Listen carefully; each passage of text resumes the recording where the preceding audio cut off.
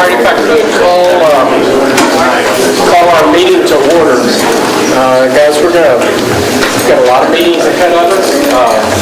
It's time to get to know each other, a lot of thoughts to cover, and one of my jobs is to make sure that we start on time and end on time. It's 12 o'clock, and let's get started. I'd like to introduce Mayor Carl Dean for a few remarks. Is this important for any reason?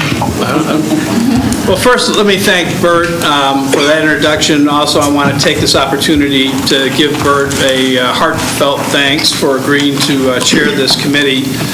Knowing Bert, he will give this responsibility his utmost attention and do a great job in making this into a productive experience for this project, but also for yourselves.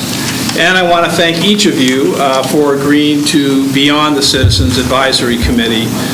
I know that each of you are busy, and I truly appreciate your interest and involvement in helping to resolve real infrastructure problems that Nashville is facing today and will face even more over the next 5, 10, 20 years.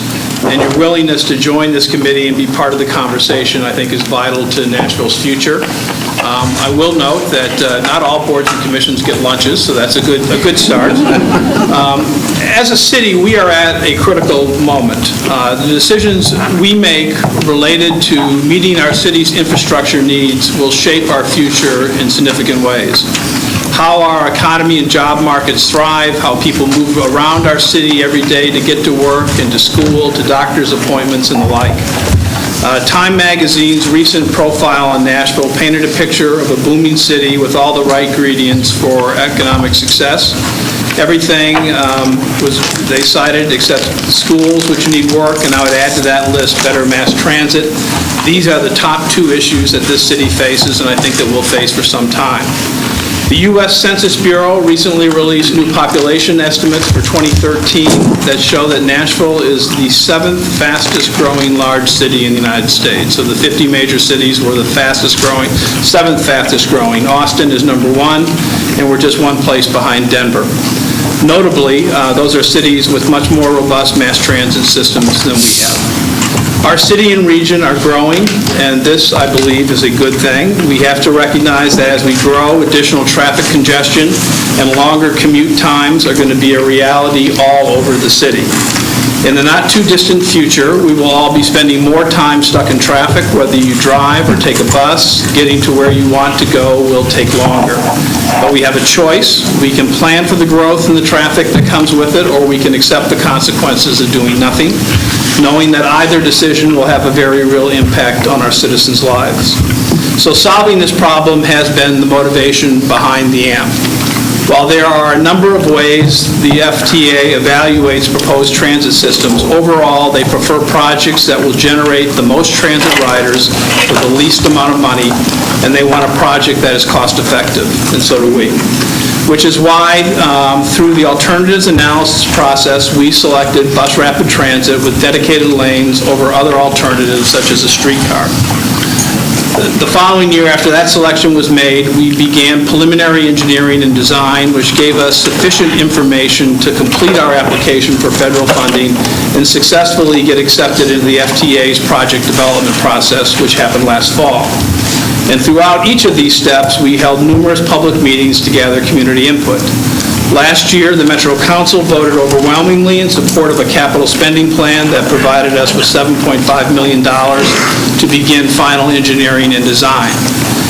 And then we learned in early March that we were selected by the FTA and the U.S. Department of Transportation for funding in the President's proposed budget for the coming fiscal year, which is a very highly competitive process. The FTA, dependent upon congressional approval, is ready to give us approximately $75 million over the course of 3 years toward the cost of the AMP. It's the largest federal grant award in the history of the city. And I have to say that the risk of losing these funds or of losing the opportunity and setting our city back another decade in the quest to begin mass transit is enormous. My point in recounting the extensive work undertaken for this project to date is to remind everyone that we didn't arrive here in haste. We arrived here out of a deliberative process, an open process, and a process dictated by federal requirements and guidelines. That said, we have learned a lot over the last 5 years about the type of transit solutions most likely to receive federal funding. We've also learned through more than 120 community meetings that just because the federal government likes your transit project, it doesn't mean the neighbors necessarily will. I'll say that the engineering task of making the system function along a road built for cars, not for transit, is not an easy one. There are real engineering challenges for a BRT system when you're trying to insert it into an already congested corridor. Our goal going forward is twofold.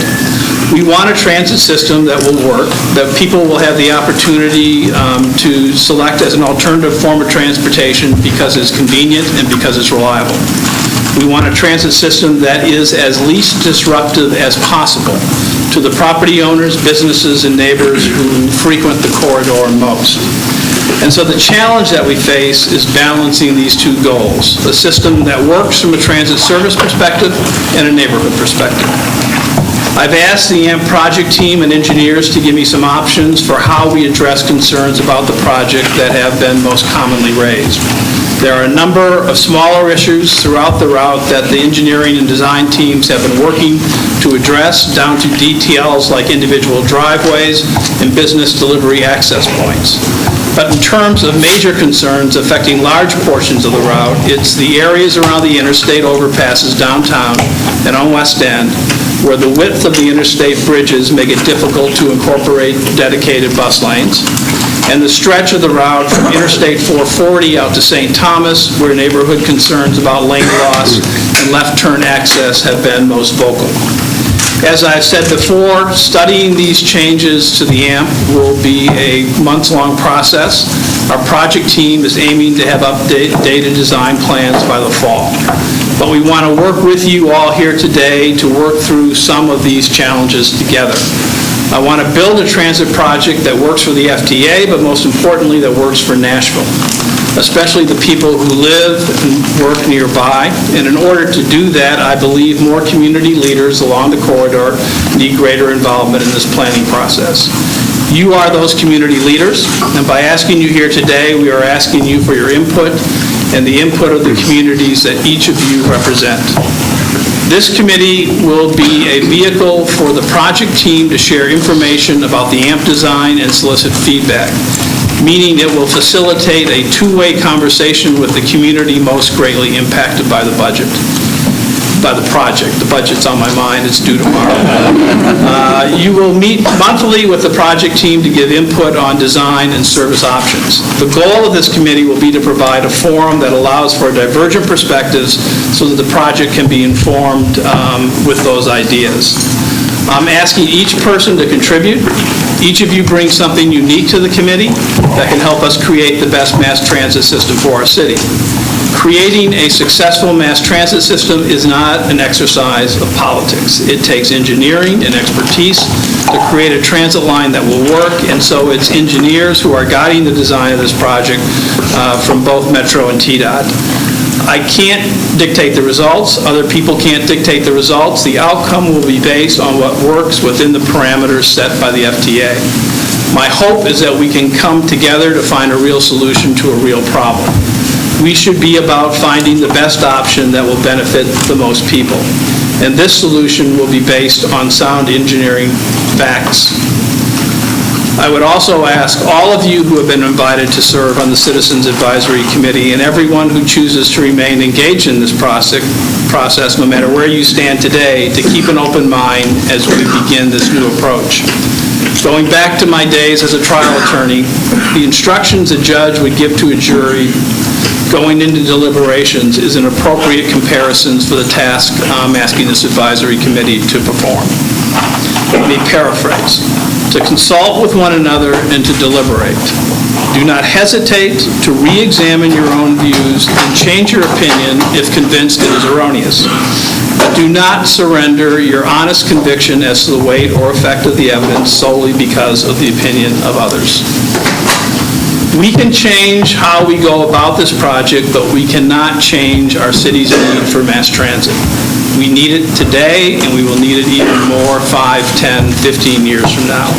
Our current bus system won't solve the traffic problems coming our way, and one project and one corridor is not going to be enough. This is an opportunity. We've never come so far in making mass transit a reality in Nashville, and we shouldn't turn our backs now.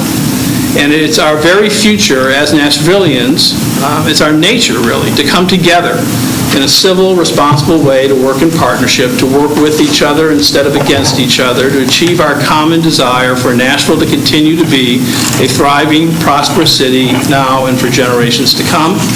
This is what I hope we can accomplish in the months and days ahead. Again, let me thank you very sincerely for agreeing to serve on this committee. I think it's going to be more fun than you expect. But if it's not, let Bert know. So I'm going to turn this back over to Bert and exit. I've got some other things to do, and I will leave this to you all and look forward to hearing more from you. Thank you. So I would like to just echo what Mayor Dina said. Talking to many of you, we have a real problem out there as it relates to mass transit for the city as a whole. We have the possibility of real solutions to explore.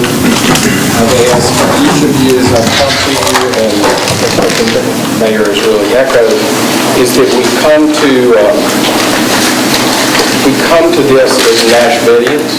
We don't come to this as hearing one banner red or green, because if we come to this together as Nashvillians, I believe that we will find a good solution.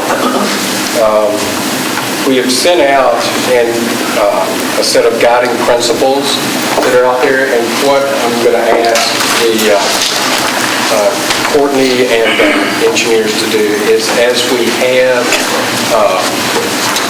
issues that we'll be discussing in each of these meetings, that they provide that information to us in advance so that we all have a chance to read, to understand, because as we're asked for input, that's a helpful thing. So getting those things ahead of time. So we sent around a set of guiding principles. The key of those guiding principles is really three. One of those is to make sure that we approach this in an open way. Number two is that we are going to discuss things as a committee. That this is a public meeting, but not a public hearing. So we'll take that. So those are and we have a set of guidelines that are out there with which we are trying to work. Are there any questions about those principles?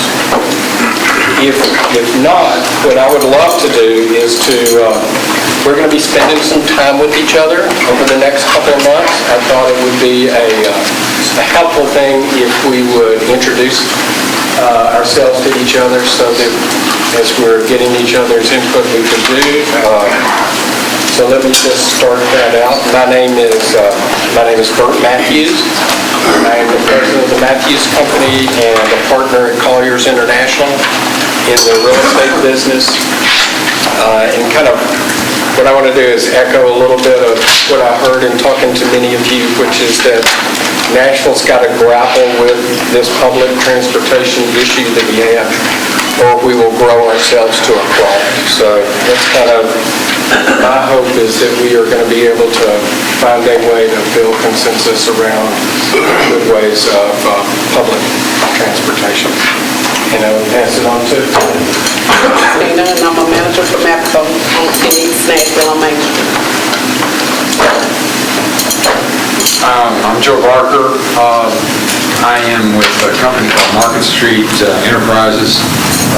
We've worked a little bit on the Gulch for the past 15 years, actually, and we're very interested in public transportation, and we see a lot of different alternatives for it, but we also understand with our project that you've got to meet the interests of the community, because that's one of the things we're proud of doing in the Gulch, is trying to create a project which belongs to the community and not to us. So we think the same thing should be done with the transportation system. I'm Lee Beeman, a lifelong resident of Nashville. I'm Joe's waiter here. Also, we sell cars on Broadway. I'm Arnett Boathammer. I'm a Nashville native, and I don't mind telling you I'm 81 years old. I spent 24 years in the United States Army, 1 tour in Korea, 2 in Vietnam. And I'm very honored to be a part of this committee, and I look forward to working with each of you. I'm Drake Colton. I was a reluctant corporate transfer here in 1990 when Sovereign and Commerce Union got together because I kind of believed what a lot of people in this country believed about Nashville. The Nashville then is not the Nashville now. I've lived in Richland, West End area ever since I moved here. I'm a great supporter of Nashville in general, and I think we do need to do something about mass transit. I'm Laura Dennison. I'm a nurse in a live hospice, and I'm here because I live in the Hillsborough West End neighborhood. I walk everywhere I can, and I take the bus when I can, and I'm really excited about improving mass transit. I've lived here for 29 years. I'm Beth Fortune. I'm Vice Chancellor for Public Affairs at Vanderbilt. I am Richard Fulton with Colliers International, a commercial real estate firm, the same one that Bert is with, and we have lived peacefully over the last several months. And I, too, am a lifelong resident of Nashville, and as many of you know, I've been very involved in the emergence of Nashville as a major city across the country, and do understand that mass transit is a very important part of the growth of this community, as long as it is done well, and it is well thought out, and it is well planned, and that it is a regional problem, not one that is just Nashville's problem. And if we're going to address this, it needs to be addressed as a region. I'm Tricia Griggs, and I work with Disability Law and Advocacy Center. I'm the Senior Disability Rights Advocate there, and I am here to represent people with disabilities to make sure, because transportation is vital to people with disabilities, especially public transportation. Without it, we don't go to work, we don't go to the doctor, we don't do anything.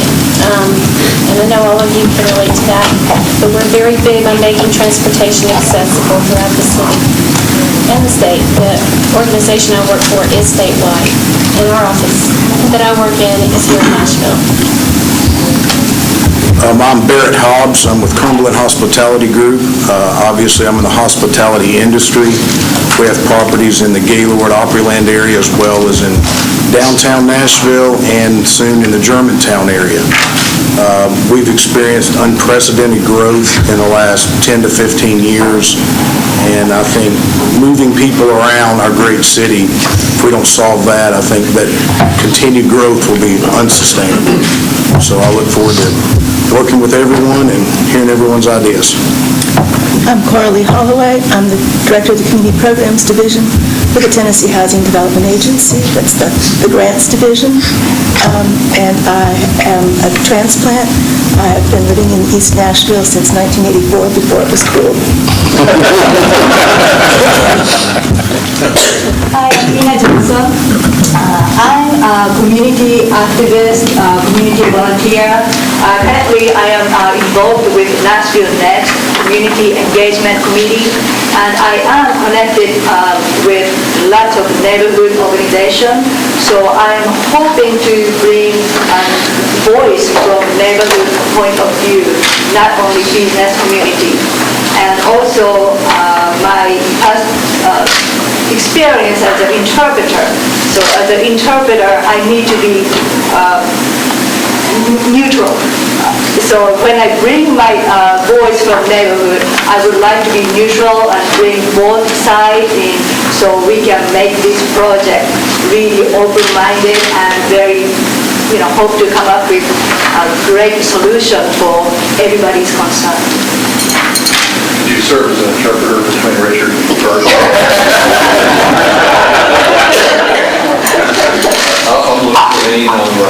the Center for Nonprofit Management. I'm happy to serve on the committee. At the end of all this, I also serve as one of the 5 members of the MTA board, and it's something we will actually vote on the end of design occurs. So we'll put that off to the side for the time being, and hopefully this process will enable the board members, including myself, to have a better feel for how we should be voting at the end of the year. I'm Cliff Lippert. I'm Deputy Executive Director of the Tennessee Advisory Commission on Intergovernmental Relations, which is a state agency. I'm also a transplant. I've been in Nashville since 1992. I didn't move to East Nashville until it became cool a couple years ago. Here as an East Nashville resident and as a board member of Transit Now Nashville, I'm interested in making public transit the best it can be in Nashville and making the AMP the best project it can be. I'm Diane Neal. I'm a lawyer and an instructor of law. I like mass transit. I would like to see a well-planned transit system in Nashville that could be deployed on all major bus routes within a reasonable period of time into and within the county. I'm David Plummer. I am a partner at Centric Architecture. As an architect, I'm hoping that I can understand a lot of the engineering talk and maybe translate a little bit for everybody, and just hope to contribute. I'm Mike Schatzline. I wish that I had been a lifetime Nashvilleian. Was called here to work at St. Thomas 4 years ago and was really impressed with what the community has done over the years, from Metro government to the Predators to the Music City Center. And I think we're got interested in transportation because we're behind in rapid mass transportation, so gotten interested in that, and also would say that our mission at St. Thomas includes special attention to the poor and the vulnerable. So my concern about transportation is not just related to quality of life issues, but also to access to services by those who are less advantaged. Hi, I'm Ralph Schultz. I'm CEO of the Nashville Chamber. The purpose of the Chamber is to facilitate community leadership to create economic prosperity. And as we look at the opportunities and the challenges coming forward in the future, we see education and transit as two of the key opportunities and potential restraints to Nashville's prosperous growth. So I lived here in the 70s, came back in the 90s. It was cool in the 70s. What happened in the 80s? I'm not really sure. But excited to be here as a part of this. My name is Patricia Toddy. I'm a career service employee with the state of Tennessee. I'm here as a community advocate. I have lived here in Nashville for over 25 years now, but I have lived in a couple of other major metropolitan cities where there was an active and successful mass transit. I, have entertained and read a lot about both sides of these issues, and I'm here to represent neighborhoods. I'm Tom Turner. I'm president of the Nashville Downtown Partnership. I was not born here. I'll use the mayor's line. I did get here as soon as I could. Have the good fortune of living in Nashville. Moved here from Portland, Oregon about 10 years ago, and look forward to working on the committee. Hi, my name is Mary Babra. I'm a landscape architect, urban planner. I work for Lowson Associates in Germantown. And I first moved to Nashville in '98 and lived here for several years on the west side, and then moved away to Austin, Texas, and lived for quite some time. And then a job brought me back to Nashville. And I've been in East Nashville since 2006. And I'm also serving on the Traffic and Parking Commission, and I understand the need for improvements in the city, and happy to be in this. I'm Chris Veit. I'm a senior designer with Health to You. It's a wellness subsidiary of HCA. Not a native Nashvilleian. I've lived here since 2003, and I currently live in Silver Park. Hi, I'm Ben Voss. I'm a therapist in private practice. Moved here about 12 years ago to do fundraising for TPAC and the REP, and was part of the process of looking at downtown growth overall during the building with the Spartanburg Symphony Center. So I'm mostly here for the food, and now also really for my daughter, who's 6, and want to make sure that we continue the process of growth so that 12 years from now we can say we didn't waste the opportunities that were given to us. Great, thank you all. As you can see, we've got quite a diverse group of opinion across many things, representing a whole variety of, I'm going to do them next, a quite variety of perspectives, and I think that as we meet over the next several months, we should be able to I encourage you to speak up as much as you can and as much as you want to, and to learn as much as we possibly can. To give us kind of an overview of what's going to be happening over the next 4 meetings is the project team that we have with us. They will, the engineers and the folks from the MTA who are working on this, so that as they are getting it designed, different questions and issues that they are going to be seeking our input for. It's kind of what this is all about. So they will be the folks that will be asking us the questions and providing some background. I'd like to introduce to you Steve Goodrow, Bob Polk, and Mark Sturdivant, and they are going to introduce themselves, or not stand, but you can do however you want to, but just give us an idea of what's going to be coming up. My name is Steve Goodrow. I serve as the project manager for the design team, and I'll have to say I'm very excited about the project. I'm excited about the dialogue that's going in to make this project the best it can be. So I think this is great moving forward. Just touching base on the upcoming meetings, what we want to do is touch base on the different sections of the project, and then at the meeting touch on a couple of different technical issues that we want to discuss. So, in May, we're looking at taking a closer look at East Nashville, and we've had a little bit of revising going on with the turnarounds there, so we'd like to talk about that, and then touch on the American with Disability Act, as well as some of the crossing requirements for the new block station. And then, again, in June, we want to talk about downtown, and again, what's occurred since our last meetings and some of the public input.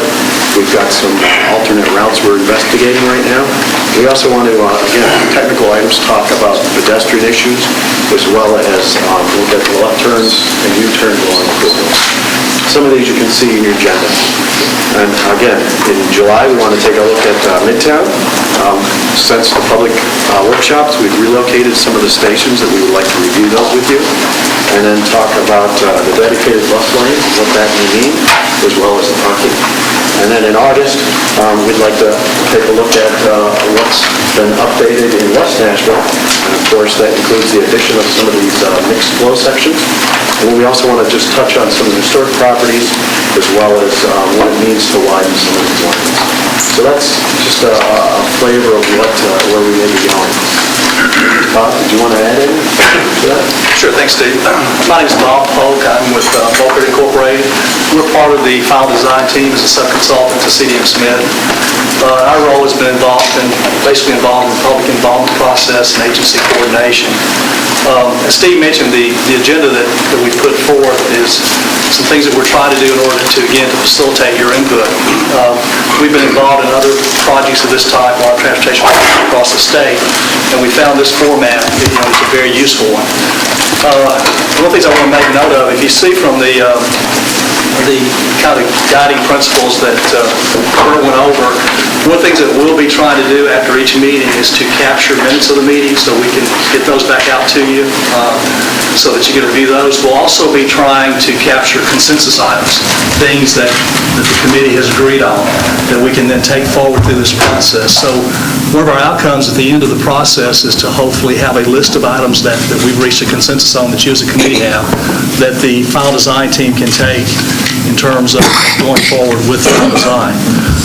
Another thing just to tell you about is part of the public involvement process, we will have another round of public meetings in May, later in May, or next month, May 21st and May 22nd. There'll be 2 upcoming public meetings where the design team will be going back out to the public and presenting information that's been gathered since the last series that many of you are aware of the community workshops that were developed. So again, we'll be getting more information out on that. I think the MTA website has those dates, times, and locations on it. But for the people who are interested in having an opportunity for public to give input, May 21st and May 22nd will be coming up on that. My name is Mark Sturdivant. I'm the project manager for the AMP for MTA. I was asked to work on this project late last summer. I've been working on it since August. I've worked on a number of other capital projects around Metro. Really glad to be working on this one. I want you to know that there's still a lot to do from the project side. I think we're probably less than 50% final design, so there's still a lot of decisions to be made. There's a lot of things to talk about. Some of them are fine, small things. Some of them are larger. We're going to have an open mind. We really do want to hear from you. It's important to us, and we're going to look forward to working with all of you. A couple of things that have just come to my mind, and then I'll open it up for any kind of comments. One is, talking with folks, one of the questions that came up is, hey, let's take a tour of the route.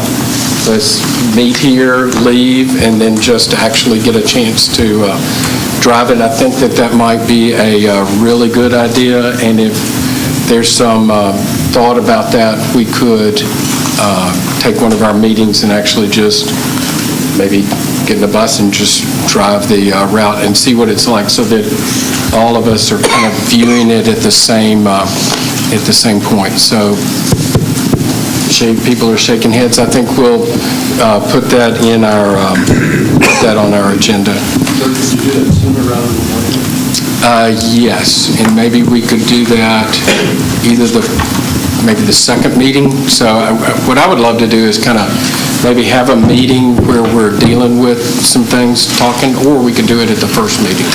What's the committee's thought? First meeting, second? Any thoughts on that? Earlier rather than later? Yeah, we'll come up with a recommendation and get that out, either the first or second meeting. The other is for public comment.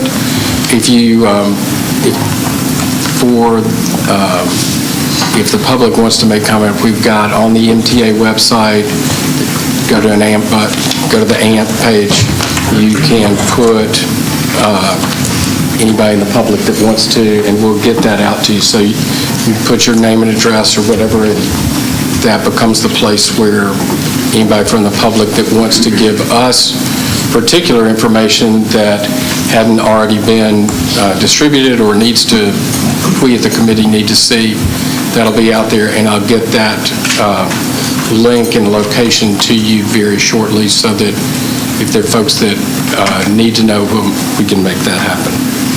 And then finally, we've actually gotten at this a lot quicker than I thought, but are there any other questions, comments, things that we'd like to talk about? Yes.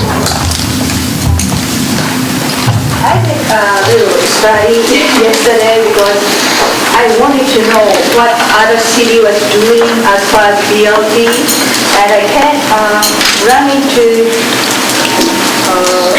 APTA bus and paratransit conference on Memphis 2011, and I think in here it has quite a bit of comparison what other cities doing and route and budget and so forth, and also pros and cons of dedicated lane and non-dedicated lane. And if any of the project manager can educate us on that, so we can have educated decisions.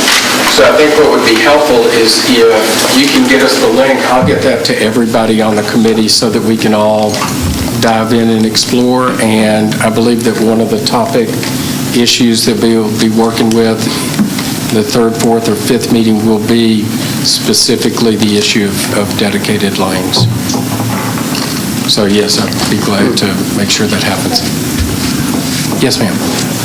Diane. Sorry. You seem to be looking behind me, but I can't see. Just so I understand, the third guiding principle has me a little confused, and I wondered if there's someone at the table who could explain. It says our work will be guided and limited, and then there's an ending phrase, and if someone could just clarify what that means in terms of how we'll look at the proposal. The way that I understand it is that we want to make sure as we're working through this process and working through the different comments and input that we're providing to the engineers, that that is done within the requirements of the federal funding for the project. And that what we don't do is to come up with a system that makes us ineligible for that, for those dollars. Let me ask you then, if you follow that statement, does that mean that we are going to sacrifice good design so that we can get the federal dollars? Or does it mean that we're willing to sacrifice the federal dollars to get a good workable design? You know, I think that I guess, Richard, if there are wonderful design things that can come up,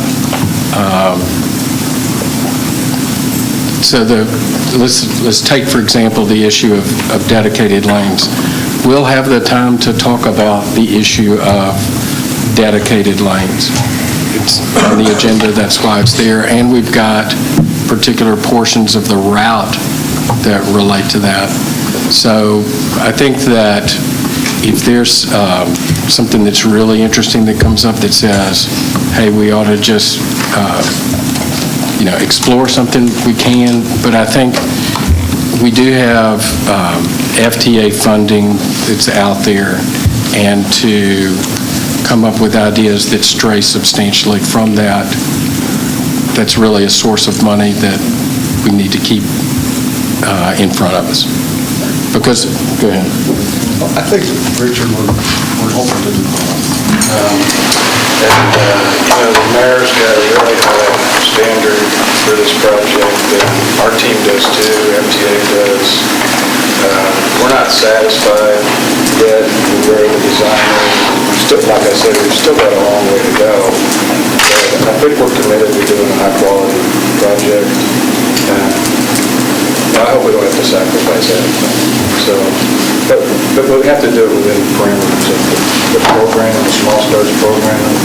And we can't make decisions that would cancel out the goals of the program. Well, then it may be helpful to the members of the committee to have those guidelines so that we know the confines in which we're working. I don't think any of us really have a clear understanding of what those guidelines are. Yeah, you read through that, and I'd rather have it bullet points and get rid of the jargon.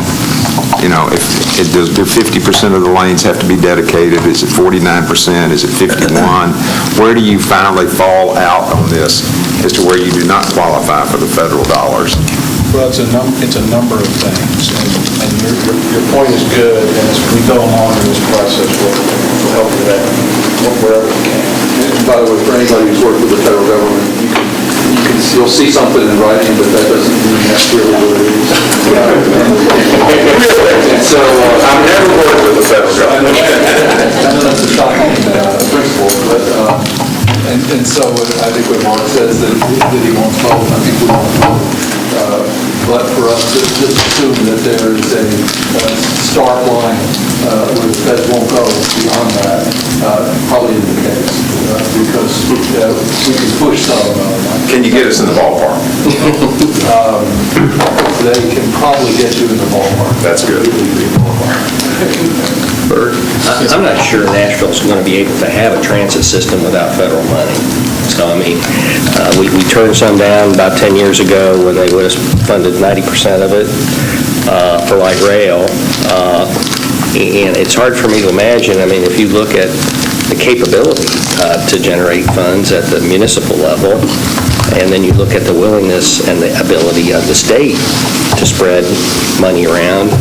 I mean, nobody's going to vote for an income tax so we can have mass transit in Nashville. So I sort of do think that we have to keep the feds in mind. And Steve, do you think, in terms of getting the guidelines that are out there, if we can get what those guidelines? We could provide that. Okay. So we will get to the committee what those guidelines are, knowing that they are neither specific or absolute. Is that a good way of saying it? Nor simple, nor short. Okay. Probably written like all federal guidelines. And I might add on the state regulation side, which is in that same sentence, the design team has been coordinating very closely with TDOT in terms of with TDOT's design staff on what's required within a state right-of-way and what design standards have to be met. So that will be something else that Steve and the design team can provide you with as we go through the process. There are certain things we have been discussing with them in terms of lane widths, turning movements, and other things. And so you can also provide that information to kind of say, there are certain things we have to do. The state does allow design exceptions. If there's a situation where we can justify that we need to address this problem in a certain way, then we can ask for a design exception, which has to go through TDOT's process and be approved by them, as well as the FHWA. So there is a process for that, but we'll also be sharing some of that with you. Other questions? These are great. I have two process procedural questions. One has to do with how we're going to work through dissent. It feels like in a group of 20 people with 10 to 15 minutes to work through different issues, we're going to be checklisting a lot of things that need further discussion. In particular, I'm wondering what can we do to bring those issues to the table early in order to bring about resolution. Related to that, there's another question I have procedurally, which has to do with how we're going to be working toward sharing information with the broader public, because it seems to me that we're 20 people. I've already had 5 or 6 phone calls and 3 or 4 meetings, but I'm just one person. So I'm wondering how we're going to go about doing that part. Those are two great questions. Let me take the latter one first. I mean, my hope is that in part, because it is a public meeting, because it is being filmed for Channel 3 or whatever. I mean, so there is, people will be able to go and see what is going on. My hope is that the press will cover it in a way that people will understand what's happening.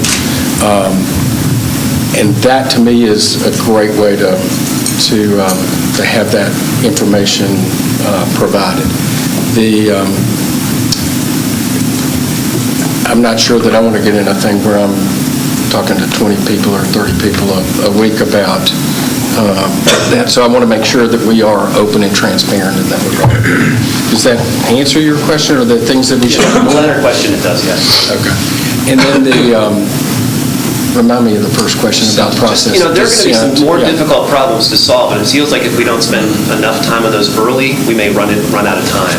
So my thought on that is that I'd really like for us to practice once or twice on some issues that may be less contentious than the other ones, but that we get those issues out and in front of us ahead of time, so that we really get to practice on the issue of dissent, as opposed to, say, which is why we thought we might start on the east side of town rather than the west side of town. I mean, a little bit of practice early might be helpful. So I think we've got an agenda there, and if there are issues that need to be brought up. The other part is that,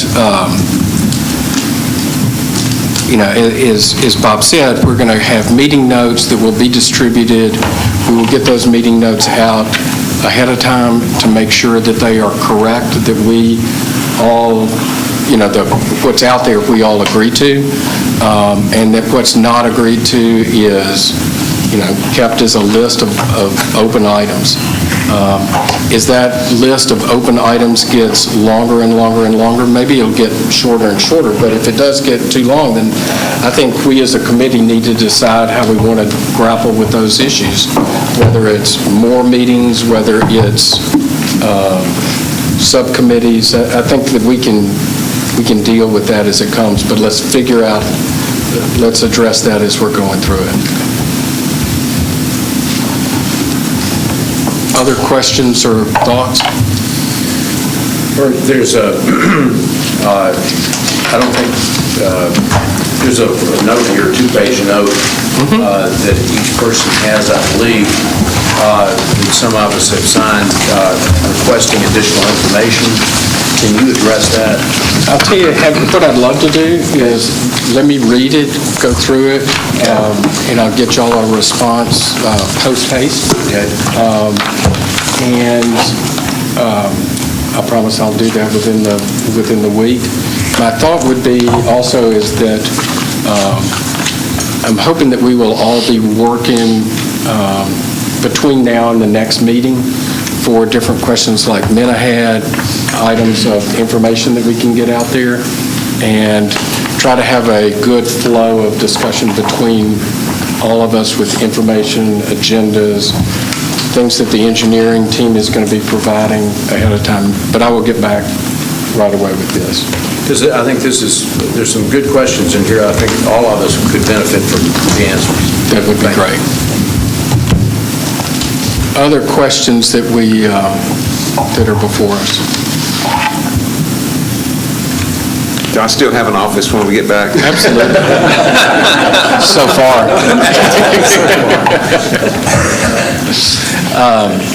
If not, guys, I think 2 hours is what it's going to take for each of these meetings. To the extent that we can get them done quicker, that's great, as we are today. I want to thank you for your commitment, for your time, for what hopefully we will get accomplished, and we'll keep at it. If there's nothing else to discuss, we're adjourned. Thank you. Thank you.